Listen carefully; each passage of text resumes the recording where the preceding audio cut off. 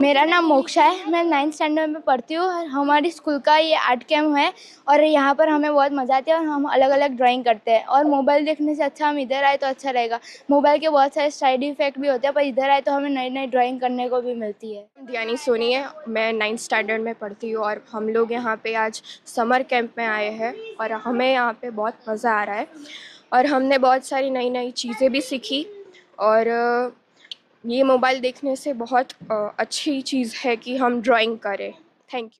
મોડાસા કેળવણી મંડળ છેલ્લા ઘણા વર્ષોથી બાળકો મોબાઈલ અને ટીવીના દૂષણથી દૂર રહે તે હેતુથી વેકેશન દરમિયાન વિવિધ પ્રવૃત્તિઓ હાથ ધરતું હોય છે।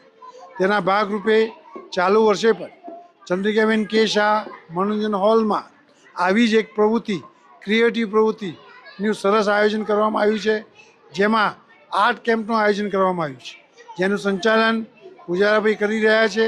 ખૂબ સુંદર રીતે બાળકોએ ભાગ લીધો છે। અંદાજિત 40 જેટલા બાળકોએ ભાગ લીધો છે આમાં અને ખૂબ સારું આર્ટ શીખી રહ્યા છે, જેને હું મંડળ વતીથી પૂજારાભાઈને અભિનંદન આપું છું, વાલીઓને પણ અભિનંદન આપું છું કે તેમને આ પ્રવૃત્તિમાં એમના બાળકોને રસ લેવડાવ્યો છે। અને ફરીથી મંડળ વતી સૌને અભિનંદન આપી સૌને મારા જય શ્રી કૃષ્ણ। આયોજન કેમ કરવામાં આવે છે? બાળકો ઘેર બેસી ટીવી જુએ છે, મોબાઈલ જુએ છે, તો આ વિલત દૂર થાય એ માટેનું આયોજન કેવું? મૂળ રીઝન જ આ છે કે વેકેશન દરમિયાન બાળક સવારે ઉઠે એટલે ટીવી ચાલુ કરીને બેસી જાય, કાં તો મોબાઈલ લઈને બેસી જાય, એનાથી એ દૂર રહે અને કંઈક નવું શીખે, ક્રિએટિવ શીખે। એના માટે આર્ટ કેમ્પનું દર વર્ષે અમે આયોજન કરીએ છીએ। આ વર્ષે પણ એવું જ સુંદર આયોજન મંડળ દ્વારા કરવામાં આવ્યું છે।